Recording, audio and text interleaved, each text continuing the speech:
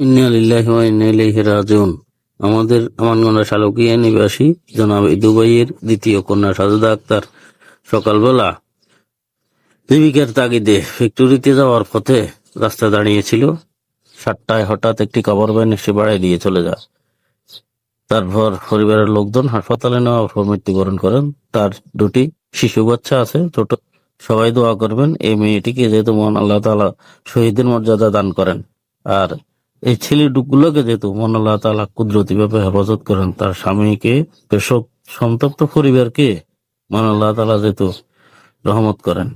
আর factory থেকে ফ্যাক্টরির manager এবং ডাইরেক্টর আসছেন, ওনারা কথা বলতেছেন এলাকাবাসীর সাথে এবং আমাদের সাবেক চেয়ারম্যান জনাব ওয়াজিউল্লাহ ভূঁইয়া সাথে কথা বলছেন। সবাই দোয়া করবেন ইনশাআল্লাহ।